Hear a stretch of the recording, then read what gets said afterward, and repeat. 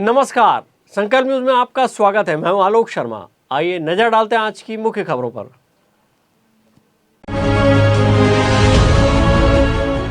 Dial 112 police वाहनों को विधानसभा अध्यक्ष ने हरी झंडी दिखाकर किया रवाना।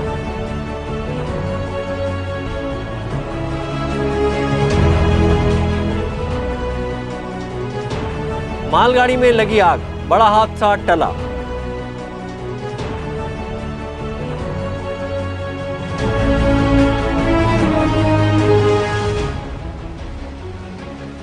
और ऑपरेशन तलाश से मिल रहे गुमशुदा। अब खबरें विस्तार से। एक के नंबर सबोबर का स्लोगन लेकर पुलिस आपातकालीन सेवा व्यवस्था को मजबूत करने डायल 112 वाहन को विधानसभा अध्यक्ष डॉक्टर रमन सिंह ने हरी झंडी दिखाकर रवाना किया। इस दौरान वित्त मंत्री ओपी चौधरी विशेष रूप से उपस्थित थे। पुलिस आपातकालीन सेवा व्यवस्था को और मजबूत करने के उद्देश्य से 112 डायल वाहन सुविधा को विधानसभा अध्यक्ष डॉक्टर रमन सिंह ने राजनांदगांव स्थित विधानसभा हाउस से रवाना किया। इस मौके पर वित्त मंत्री ओपी चौधरी विशेष रूप से उपस्थित थे। पुलिस आपातकालीन सेवा डायल 112 वाहन राजनांदगांव संभाग 45 और जिले को 22 वाहन उपलब्ध कराए गए हैं, जो कि जिले में 24 घंटे सेवाएं देंगे। पहले से जिले में डायल 112 सेवा संचालित हो रही थी, लेकिन अब जो नए वाहन मिले हैं वे अत्याधुनिक तकनीक और आधुनिक सुविधाओं से लैस है। इन वाहनों में हाईटेक कैमरे, मेडिकल उपकरण, स्ट्रेचर, ऑक्सीजन सिलेंडर और जरूरी आपातकालीन सामग्री उपलब्ध कराई गई है। खास बात यह है कि एक डायल 112 वाहन में फॉरेंसिक जांच किट भी रखी गई है, जिससे दुर्घटना, हत्या, डकैती और बलात्कार जैसी घटनाओं में मौके पर ही प्रारंभिक साक्ष्य जुटाने में मदद मिलेगी। डायल 112 के एरिया मैनेजर जावेद अली ने बताया कि सभी वाहनों में मेडिकल किट के साथ सोलर प्लेट भी लगाई गई है, ताकि आपातकालीन परिस्थितियों में सेवाएं निर्बाध रूप से जारी रख सकें। अभी राजनांदगांव जिले में 112 डायल की 22 गाड़ियां भी हुई है, जिसमें से 22 गाड़ियों में से 18 हमारी 112 की गाड़ियां हैं और एक FSL है और 3 हाईवे पेट्रोलिंग हुई है। ये पब्लिक की सेवाओं के लिए है और इसमें कुछ अलग अलग फीचर्स हैं। FSL है जो फॉरेंसिक वैन है और एक हमारी PTZ कैमरा हुई है। PTZ कैमरा वाली इन द सेंस ये एडवांस टेक्नोलॉजी पे है, जो कि रोटेशन पे चलती है, उसकी क्लियर जूमिंग है और इसमें जो भी फैसिलिटी मिली है, ये जैसे स्ट्रेचर दी गई है, जैसे महिलाओं के लिए, मतलब जो एक्सीडेंशियल होते हैं गर्भवती महिलाओं के लिए, ये चीज़ पे दी गई है और कुछ टूल्स हैं, लाइफ गार्ड्स हैं, हेलमेट्स हैं, ये सारी चीज़ें पुलिस विभाग को भी प्रोवाइड की गई है। इस अवसर पर विधानसभा अध्यक्ष डॉक्टर रमन सिंह ने इस पहल को जन सुरक्षा और अपराध जांच के क्षेत्र में एक ऐतिहासिक कदम बताया। उन्होंने इस बात पर जोर दिया कि नई मोबाइल फोरेंसिक वैन घटनास्थल पर फिंगरप्रिंट और खून के नमूने जैसे महत्वपूर्ण साक्ष्य को सुरक्षित रखने में मददगार साबित होगी, जिससे त्वरित न्याय सुनिश्चित होगी। विधानसभा अध्यक्ष डॉक्टर रमन सिंह ने कहा कि पूरे प्रदेश में कुल 400 डायल 112 वाहन उपलब्ध कराए गए हैं। ये वाहन सड़क दुर्घटनाओं, आकस्मिक घटनाओं और मरीजों को समय पर अस्पताल पहुंचाने में काफ़ी उपयोगी साबित होगी। उन्होंने कहा कि नई सुविधाओं से लैस ये वाहन आम लोगों को तेजी से राहत पहुंचाने में महत्वपूर्ण भूमिका निभाएंगे। करीब करीब पूरे संभाग में 45 गाड़ी और राजनांदगांव जिले में जो 13 गाड़ी का मिला है, तो निश्चित रूप से एक नंबर सबोबर 112 एक नंबर से सारे समाधान होंगे। कहीं भी अग्नि की दुर्घटना हो गए, आग जल गया, कहीं चोरी हो गई, कहीं डकैती हो गई, कहीं पे रोड साइड पे एक्सीडेंट हो गया, इमीडिएट उसको हॉस्पिटलाइज करना है।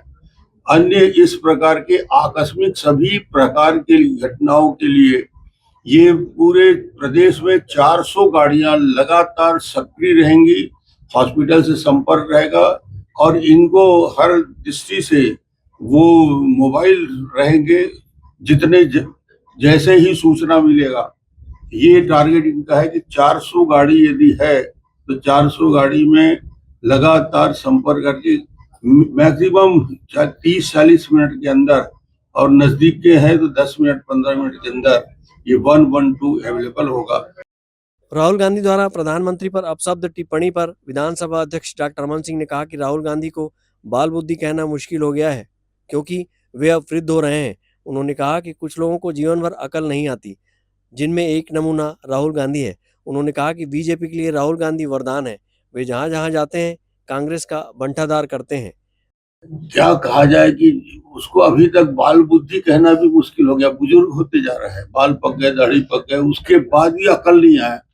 कई लोगों को जीवन भर अकल ही नहीं आता। उसमें से एक नमूना ये है, जो कुछ भी बोलते रहते हैं प्रधानमंत्री के लिए, राष्ट्रपति के लिए, बड़ी बड़ी हस्तियों के लिए। तुम हो क्या भाई? पार्षद तक के चुनाव में अमेठी में तो हार चुके हो, और देश में सारे लोग विधानसभा के चुनाव, लोकसभा के चुनाव, यदि पूरे हिंदुस्तान के नक्शे में देखेंगे तो कांग्रेस को आप ढूंढते रह जाओगे कि बैसाखी के सहारे किसके चल रहा है।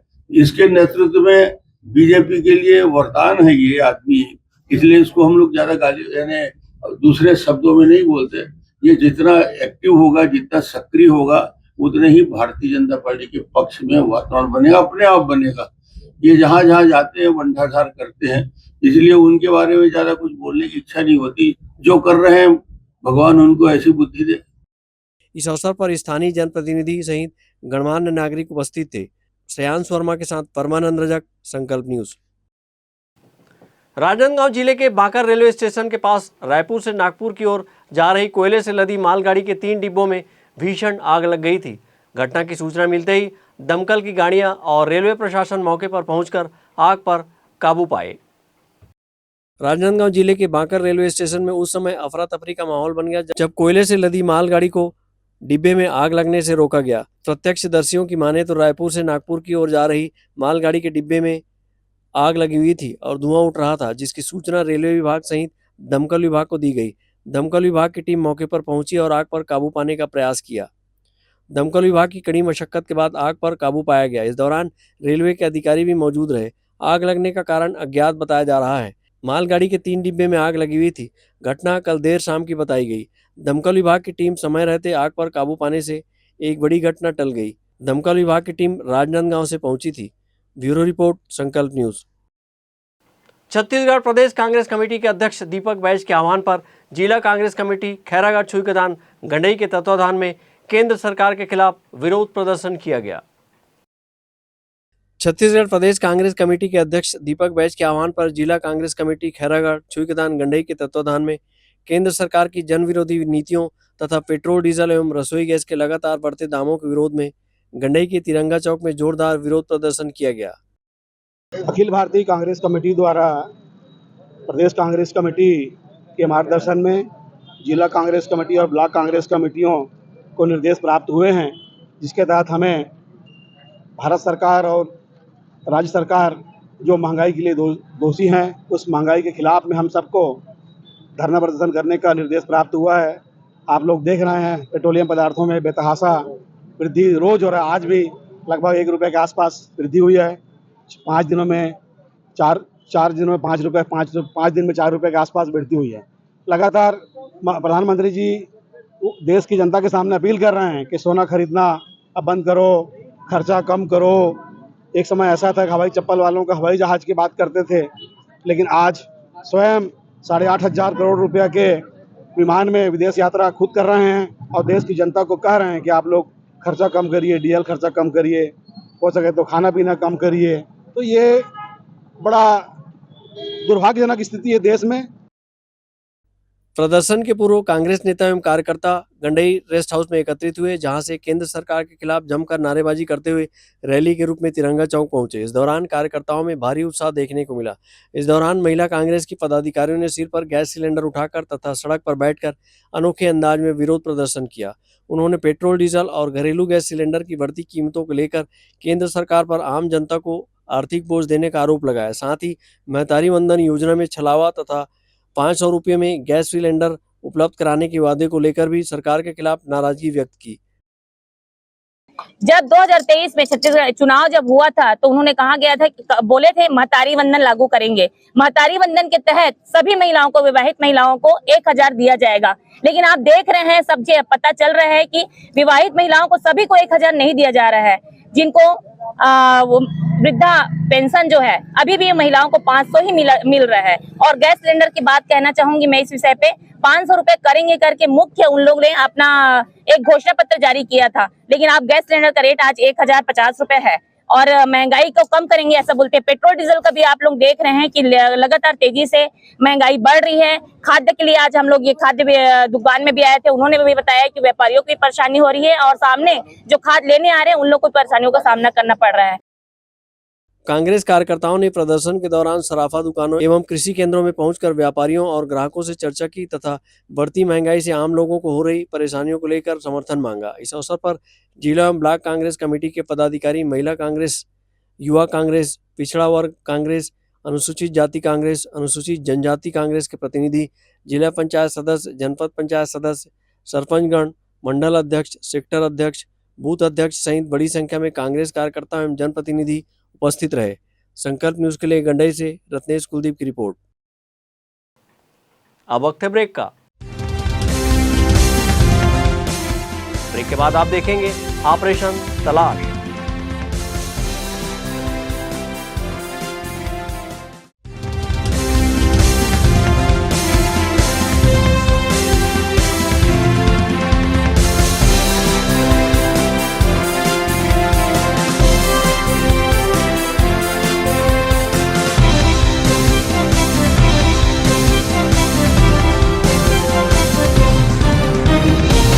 क्या आप चाहते हैं कि आपका बच्चा इंग्लिश मीडियम के उच्च स्तरीय संस्थान में पढ़े, हजारों की भीड़ में वह अपनी अलग पहचान बना सके? तो आपके इन प्रश्नों का उत्तर है लालचंद्र बहादुर एजुकेशन सोसाइटी द्वारा संचालित royal kids convent school. CBSE और सीआईएससी बोर्ड से कक्षा नर्सरी से 12वीं तक और royal college BEd, BCom, BSc courses के लिए यहाँ योग्य, अनुभवी और प्रतिबद्ध शिक्षकों की टीम है। सीसीटीवी निगरानी के साथ सुरक्षित कक्षाएं और परिसर है। अच्छी तरह से सुसज्जित पुस्तकालय, विज्ञान और कंप्यूटर लैब के साथ नियमित खेल और सांस्कृतिक गतिविधियां संचालित की जाती है। जल्दी करें, सीमित सीटें। रजिस्ट्रेशन के लिए जल्द संपर्क करें। Royal kids convent and doctor JB Singh memorial senior secondary school और royal college, Lalbagh G road, Rajnandgaon.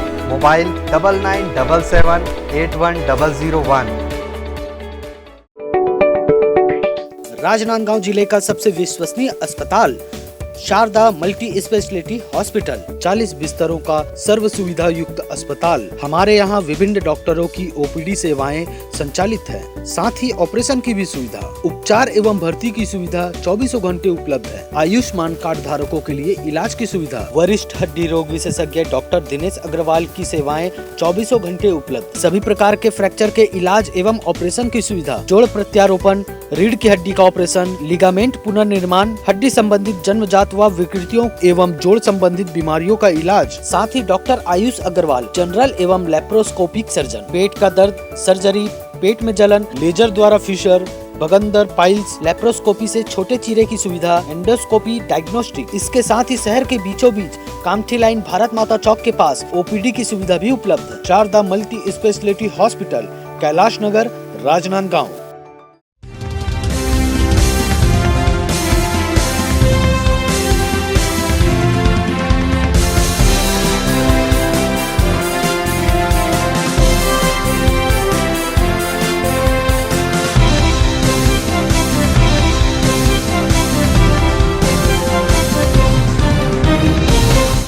Break के बाद आपका स्वागत है। राजनांदगांव पुलिस द्वारा गुमशुदा व्यक्तियों के तलाश में चलाया जा रहे अभियान ऑपरेशन तलाश में पूरे प्रदेश में अव्वल स्थान प्राप्त कर कीर्तिमान स्थापित किया है। वहीं गुमशुदा व्यक्तियों को उनके घर पहुंचाकर परिजनों के चेहरों पर मुस्कान लौटाया है। राज्य स्तर पर संचालित ऑपरेशन तलाश के अंतर्गत राजनांदगांव पुलिस ने पूरे छत्तीसगढ़ में उत्कृष्ट प्रदर्शन करते हुए 49% अंक हासिल कर प्रथम स्थान प्राप्त किया है। गुमशुदा व्यक्तियों की तलाश में पुलिस टीम ने संवेदनशीलता, तत्परता एवं समर्पण के साथ कार्य करते हुए उल्लेखनीय सफलता हासिल की है। पुलिस अधीक्षक अंकिता शर्मा ने बताया कि 1 अप्रैल 2026 से 30 अप्रैल 2026 तक चलाए गए विशेष अभियान के दौरान ऑपरेशन तलाश के तहत 166 महिला एवं 88 पुरुष कुल 254 गुमशुदा व्यक्तियों को दस्तयाब किया गया। वहीं ऑपरेशन मुस्कान के अंतर्गत 23 बालिका एवं 3 बालक कुल 26 गुमशुदा बच्चों को सकुशल बरामद किया गया। इस प्रकार माह अप्रैल में कुल 280 गुमशुदा व्यक्तियों को सुरक्षित उनके परिजनों से मिलाया गया।